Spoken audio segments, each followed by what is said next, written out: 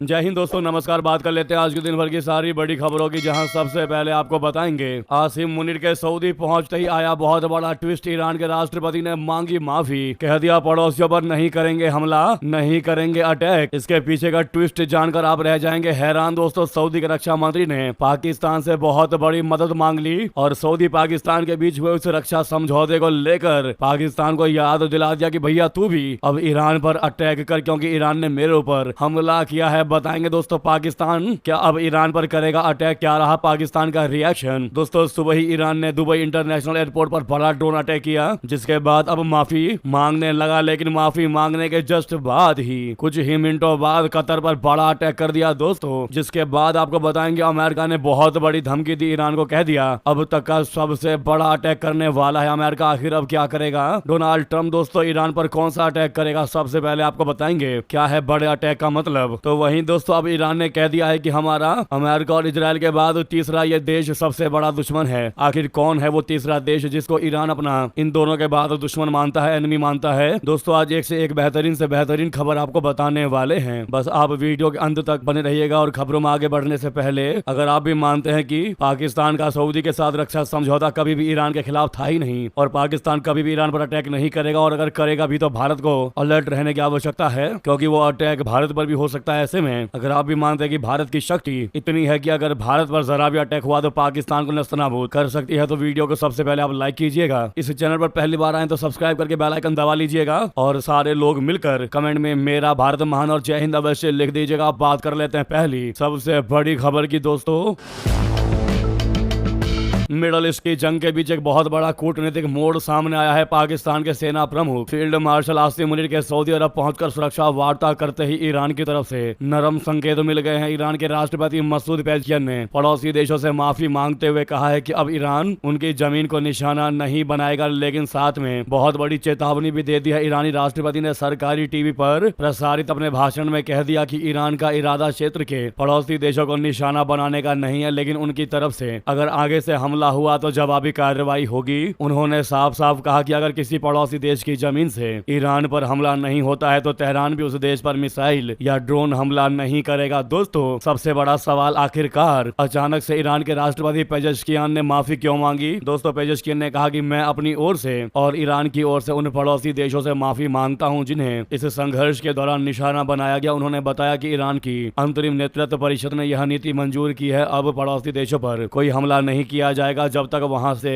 Iran पर हमला ना हो। जी हां, ईरान का यह बयान ऐसे समय आया है दोस्तों जब पाकिस्तान के सेना प्रमुख आसिम मुनीर सऊदी अरबिया पहुंचे और वहां सऊदी रक्षा मंत्री खालिद बिन सलमान के साथ अहम सुरक्षा बैठक की। इस बैठक में ईरान के हालिया ड्रोन और मिसाइल हमलों पर चर्चा हुई। इसके अलावा सऊदी अरबिया और पाकिस्तान के डिफेंस पैक्ट पर भी बात हुई। इस डिफेंस पैक्ट के मुताबिक आपको पता होगा किसी एक देश पर भी हमला हुआ तो इसे दूसरे देश पर हमला माना जाएगा। दोस्तों, ये समझौता 2025 में हुआ था और इसके तहत दोनों देश एक दूसरे की सुरक्षा में सहयोग करने पर सहमत है। सूत्रों के अनुसार आसिम मुनीर ने सऊदी नेतृत्व को भरोसा दिया है कि अगर सऊदी अरब की सुरक्षा को खतरा हुआ तो पाकिस्तान रक्षा और रणनीतिक सहयोग देने के लिए तैयार है। बैठक में खुफिया सहयोग, सैन्य समन्वय और क्षेत्रीय सुरक्षा ढांचे को मजबूत करने जैसे मुद्दों पर भी चर्चा हुई। दूसरा सबसे बड़ा सवाल, क्या मुनीर के कारण ही माफी मांग रहे हैं ईरानी राष्ट्रपति? क्या सऊदी पर अटैक करेगा अब ईरान तो क्या अमेरिका इजराइल के बाद पाकिस्तान भी हमला करेगा ईरान पर? क्या यही वजह है कि मुनीर के कारण माफी मांग रहे हैं ईरानी राष्ट्रपति? आपको बता दें,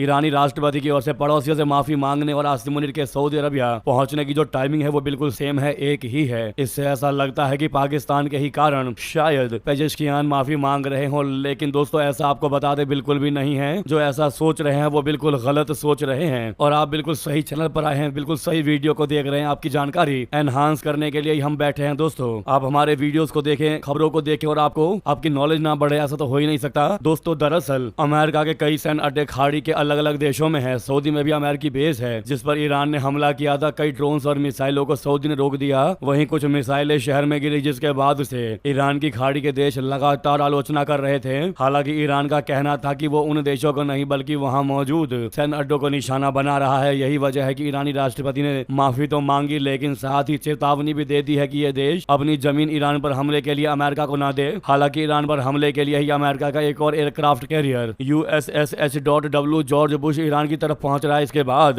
अमेरिका के 3 एयरक्राफ्ट कैरियर इस इलाके में हो जाएंगे। दोस्तों अगर सूत्रों के हवाले से जो जानकारी आ रही है वो हम आपको बताएं तो आसिम मुनीर को सऊदी ने बैठाकर उस समझौते की याद दिलाई जो अभी इन्होंने किया था। सऊदी कह रहा है कि भैया ईरान ने हम पर लगातार अटैक किया है और तुम्हारे साथ जो समझौता हुआ है, सुरक्षा पैक्ट हुआ है, उस पर तुम खड़े नहीं उतर रहे हो। अब तुम इस चीज पर ध्यान दो और हम पर अटैक हुआ है, अब तुम इसको अपने पर अटैक मानो और ईरान पर हमला करो। सऊदी पर हमला हुआ है यानी कि तुम पर हमला हुआ है, अब तुम ईरान पर हमला करोगे। जी हाँ, यानी कि सऊदी इस समझौते के तहत पाकिस्तान से ईरान युद्ध में शामिल होने के लिए कह रहा है। सऊदी अरब पहले ही ईरान को जवाबी हमले की चेतावनी दे चुका है। वहीं दोस्तों भारत के जियोपॉलिटिकल एक्सपर्ट सुशांत शरीर ने क्या कहा इसको लेकर बता दें। उन्होंने कहा कि पाकिस्तान के साथ सऊदी डिफेंस एग्रीमेंट कभी भी ईरान के खिलाफ नहीं था, कम से कम पाकिस्तान के लिए तो बिल्कुल भी नहीं। लेकिन ऐसा लगता है कि सऊदी पंजाबी मुस्लिम चौकीदार से आगे आने के लिए कह रहे हैं। पंजाबिस्तान के लिए समस्या ये है कि अगर वे ऐसा नहीं करते हैं तो सऊदी उन्हें आर्थिक रूप से कुचल सकता है। अगर वे ऐसा करते हैं तो उन्हें अस्तित्व का संकट झेलना पड़ेगा, फिर पाकिस्तान चौतरफा घिर जाएगा, राजनीतिक अशांति होगी। 2 बगावतें चल रही है। भारत का ऑपरेशन सिंदूर अभी रुका हुआ है। ईरान के साथ एक नया मोर्चा टीटीपी के लिए पंजाब के कब्जे वाले पख्तूनख्वा को आजाद कराने, बलूचों के लिए बलूचिस्तान को आजाद कराने और भारत के लिए पीओके को आजाद कराने और बेबस लोगों के लिए खुद को आजाद कराने की जगह बनाएगा। दोस्तों अगर बात करें मिडल ईस्ट आई अखबार की तो इस न्यूज़पेपर ने लिखा है कि हाल की उथल पुथल ने पाकिस्तान को एक बहुत ही नाजुक स्थिति में डाल दिया है, सोचने पर मजबूर कर दिया है। ईरान के खिलाफ अमेरिकी और इजराइल के मिलकर किए गए हमलों और उसके supreme leader Ayatollah Ali Khamenei की हत्या के बाद तेहरान ने सऊदी अरब समेत कई खाड़ी देशों को निशाना बनाकर जवाबी कार्रवाई की हैं। इसीलिए इस्लामाबाद में पाकिस्तान के हाल ही में रियाद के साथ दस्तखत किए गए स्ट्रेटेजिक डिफेंस एग्रीमेंट में शामिल जिम्मेदारियों के बारे में नए सवाल खड़े कर दिए हैं। अब देखना होगा कि ये मजबूर पाकिस्तान सऊदी की रक्षा के लिए क्या ईरान पर वार करेगा। दोस्तों अपने ही जाल में फंस गया पाकिस्तान, बहुत ही ज्यादा मजबूर और लाचार नजर आ रहा है। दोस्तों सऊदी के साथ मीटिंग में आप आसिम मुनीर के चेहरे को देखकर पहचान जाएंगे कि उनका मुंह लटका हुआ है, उनके चेहरे पर उदासी है। ऐसा लग रहा है कि उन्होंने ये समझौता करके अपने ही पैर पर कुल्हाड़ी मार ली हो। जी हाँ दोस्तों, इस मुद्दे पर आप क्या कमेंट करना चाहिएगा जरूर कमेंट कीजिएगा। ऐसा कोई भी ना हो कि कमेंट ना करे। प्लीज दोस्तों कमेंट जरूर करके बताइएगा कि कैसे अपने ही जाल में फंस जाता है बार बार पाकिस्तान। पहले तो उसको लगता है कि मैं ये डील करके वो डील करके अपने आप को स्ट्रांग बना लूंगा, मजबूत बना लूंगा, लेकिन बाद में पता लगता है कि पाकिस्तान के ही रिसोर्सेज का इस्तेमाल अन्य देश कर ले रहे हैं और इसीलिए पाकिस्तान के साथ समझौते भी करते हैं। वरना पाकिस्तान के अलावा बाकी जितने भी देश है सब बेहतर देश हैं, किसी को भी पाकिस्तान की कोई आवश्यकता नहीं है। लेकिन अगर कोई पाकिस्तान के साथ समझौता कर रहा है तो पाकिस्तान ये नहीं समझ पाता है कि वो देश उसी के रिसोर्सेज को इस्तेमाल कर पाएंगे। ऐसा कोई भी वक्त नहीं आएगा कि पाकिस्तान को अन्न की आवश्यकता पड़ पाए। दोस्तों इस मुद्दे पर आप लोग जरूर कमेंट कीजिएगा और इसी बात पर अगर आप भी मानते हैं कि भारत की विदेश नीति, कूटनीति, भारत की वर्ल्ड डिप्लोमेसी इस दुनिया में सबसे बेहतर है तो India is running good, comment में जरूर कहिएगा और साथ ही साथ मेरा भारत महान तो अवश्य लिखिएगा दोस्तों।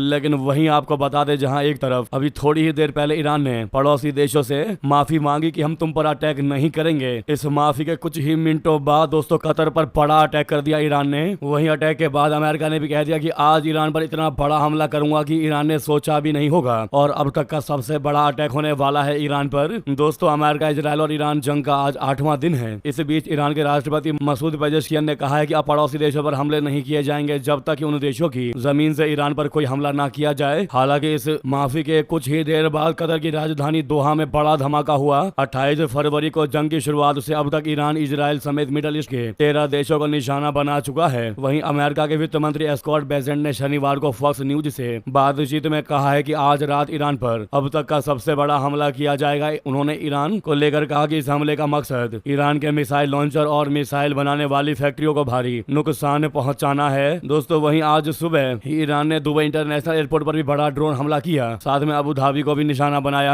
ईरान ने दुबई इंटरनेशनल एयरपोर्ट पर और अबू धाबी पर ड्रोन से अटैक किया जिससे यूएई का एयर स्पेस बंद कर दिया गया। वहीं कई मिसाइलों को भी इंटरसेप्ट करने की खबरें हैं। एक दिन पहले दुबई और कतर के लोगों को उनके फोन पर मिसाइल के खतरे के अलर्ट भी मिले थे। हालांकि कतर ने अपने लोगों को फिर से बताया कि सुरक्षा का खतरा खत्म हो गया है। अब जैसा कि दोस्तों ईरान ने मिडिल ईस्ट के देशों से माफी मांगी है कि हम तुम पर अटैक नहीं करेंगे, लेकिन शर्त यह है कि तुम लोग अपनी जमीन का इस्तेमाल अमेरिका को नहीं करने दोगे, वो भी मुझ पर अटैक करने के लिए, तब तक मैं अटैक नहीं करूंगा। लेकिन दोस्तों कतर पर अटैक ये बताता है कि कहीं ना कहीं फिर अमेरिका ने कतर का इस्तेमाल किया है ईरान पर अटैक करने के लिए, वरना इस माफीनामे के बाद ईरान कतर पर हमला नहीं करता। क्या है आपकी राय दोस्तों, बताइएगा जरूर। लेकिन वहीं आपको बता दें जैसा कि सुबह यूएई पर बड़ा अटैक किया ईरान ने। अब ईरान के पूर्व विदेश मंत्री का मैसेज लीक हो गया, जिसमें उन्होंने बता दिया है कि इजराइल के बाद यूएई उनका दुश्मन नंबर 2 है, जिसके बाद हर कोई चौंक गया है। दोस्तों, ईरान के पूर्व विदेश मंत्री मोहम्मद जवाद जरीफ के कथित लीक मैसेज सामने आए हैं, जिनमें उन्होंने अमेरिका और इजराइल के साथ साथ यूएई पर हमले की सिफारिश की है। यह मैसेज एक प्राइवेट टेलीग्राम ग्रुप से लीक हुआ है, जिनमें जरीफ ने ईरान की स्ट्रेटजी को लेकर कई अहम बातें कही। जरीफ ने अपने मैसेज में साफ तौर पर कह दिया कि यूएई और इजराइल एक ही हैं। उन्होंने सुझाव दिया कि ईरान को अमेरिकी और इजरायली टारगेट्स पर हमला करना चाहिए। इन टारगेट्स में अमेरिकी नेवल वेसल्स और इजराइल से जुड़े वाइटल इंटरेस्ट शामिल है। उन्होंने ये भी कहा कि सऊदी अरब और बहरीन के बीच बने ब्रिज को निशाना बनाया जाना चाहिए ताकि रियल डिटरेंस बन सके। यानी कि इजराइल के बाद अपना नंबर दुश्मन 2 देश यूएई को बता दिया है ईरान ने। दोस्तों, ऐसे में ईरान के पावर को कम नहीं आंका जा सकता, वो भी तब जब अमेरिका को थार्ड जैसे डिफेंस सिस्टम पर बड़ा नाज था, जिसको मात्र 4 दिनों के भीतर ही ईरान ने तबाह कर दिया। अमेरिका थार्ड डिफेंस सिस्टम से यानी इस रडार से डिफेंस पर राज करता था, जिसको ईरान ने नेस्त नाबूद कर दिया। दोस्तों, ये हम आपको सबसे बड़ी और एक्सक्लूसिव जानकारी बता रहे हैं। युद्ध की शुरुआती दिनों में ईरान के हमलों ने खासतौर पर अमेरिकी रक्षा ढांचे को बड़ा झटका दिया। युद्ध के पहले 4 दिनों में ही ईरान ने अमेरिका के करीब $2 अरब यानी लगभग 16,000 करोड़ रुपए के रडार और रक्षा सिस्टम क्षतिग्रस्त या नष्ट कर दिया। इनमें अत्याधुनिक थार्ड डिफेंस सिस्टम, सबसे महंगा रडार सिस्टम और मिलिट्री कम्युनिकेशन सिस्टम शामिल है। ये संघर्ष तब शुरू हुआ जब अमेरिका और इजराइल ने संयुक्त सैन्य अभियान चलाते हुए ईरान के कई सैन्य और परमाणु ठिकानों पर हमला किया। इसके बाद ईरान ने जवाबी कार्रवाई करते हुए खाड़ी क्षेत्र में मौजूद अमेरिकी सैन्य ठिकानों को निशाना बनाना शुरू कर दिया। वहीं अमेरिकी अटैक में ईरानी जहाज के डूबने पर जयशंकर जी का सबसे बड़ा बयान, कहा गलत वक्त पर गलत समय पर गलत जगह फंस गया। दोस्तों, रायसीना डायलॉग 2026 के दौरान विदेश मंत्री डॉक्टर जयशंकर जी ने ईरानी जहाज आयरिस डेना पर अमेरिकी पनडुब्बी द्वारा टॉरपीडो हमले के मुद्दे पर भारत की स्थिति स्पष्ट कर दी। उन्होंने कहा कि भारत अनक्लॉज यानी संयुक्त राष्ट्र समुद्री कानून संधि और अंतरराष्ट्रीय कानून का समर्थन करता है, लेकिन मानवीय आधार पर ईरान के जहाज को शरण देने का फैसला सही था, लेकिन वो गलत वक्त पर गलत जगह फंस गए। साथ ही उन्होंने हिंद महासागर की भू राजनीतिक जटिलताओं को समझते हुए भारत की जिम्मेदारी निभाने पर जोर दिया। जयशंकर जी ने डायलॉग में बोलते हुए कहा कि ईरान की ओर से संदेश मिला था कि एक जहाज जो उस वक्त भारत की सीमाओं के सबसे निकट था, बंदरगाह में आने की इच्छा जता रहा था। जहाज में तकनीकी समस्या थी। 1 मार्च को भारत ने अनुमति दी और कुछ दिनों बाद जहाज कोच्चि में डॉक हो गया। इस जहाज पर कई युवा कैडेट सवार थे। उन्होंने स्पष्ट किया कि जब जहाज यहाँ से रवाना हुए थे और जब वो यहाँ पहुंचे तब स्थिति बिल्कुल अलग थी। वो लोग अपने बेड़े की समीक्षा के लिए आ रहे थे और फिर वो किसी तरह की घटनाओं के गलत पक्ष में फंस गए। अन्य जहाजों में से एक चीज श्रीलंका में भी ऐसी स्थिति थी जहां बदकिस्मती से जहाज को नहीं बचाया जा सका। जयशंकर जी ने कहा कि हमने स्थिति को मानवता के नजरिए से देखा और मुझे विश्वास है कि हमने सही कदम उठाया है। साथ ही साथ आपको बता दें दोस्तों, इजरायली विदेश मंत्री ने बड़ा बयान दिया। कहा पीएम मोदी के इजरायल छोड़ने के बाद किया गया ईरान पर हमले का फैसला। जहां इजरायल के विदेश मंत्री गिदोन सार ने शुक्रवार को कहा कि प्रधानमंत्री नरेंद्र मोदी जी को ईरान पर हवाई हमलों के बारे में पहले से कोई जानकारियां नहीं दी जा सकी, क्योंकि इस सैन्य कार्रवाई का फैसला उनकी हालिया यात्रा के खत्म होने के बाद लिया गया था। प्रधानमंत्री मोदी जी ने इजरायल की 2 दिवसीय यात्रा की थी, जो 26 फरवरी को समाप्त हुई। उसके 2 दिन बाद इजरायल और अमेरिका ने ईरान के खिलाफ संयुक्त सेना आक्रमण शुरू किया, जिसमें ईरानी सर्वोच्च नेता अली खामेनेई की मौत हो गई। रायसीना डायलॉग में डिजिटल तरीके से भाग लेते हुए गिदोन सार ने कहा कि इजरायल के मोदी और भारत के साथ बहुत अच्छे संबंध है, जो पिछले कुछ सालों में और ज्यादा प्रोफाउंड गहरे हुए हैं। उन्होंने कहा कि लेकिन हम प्रधानमंत्री मोदी जी को इस बारे में जानकारी ना दे सके, क्योंकि यह फैसला शनिवार सुबह लिया गया। सार ने संकेत दिया कि हमला शुरू करने का फैसला अमेरिका और इजरायल के बीच वार्ता विफल होने के कारण लिया गया। सार ने कहा कि ईरान का परमाणु कार्यक्रम जारी है, वह बैलिस्टिक मिसाइलें विकसित कर रहा है और हिजबुल्लाह, हमास और हुतियों का समर्थन कर रहा है। उन्होंने कहा कि शायद हम ईरान में शासन में बदलाव देख सकेंगे।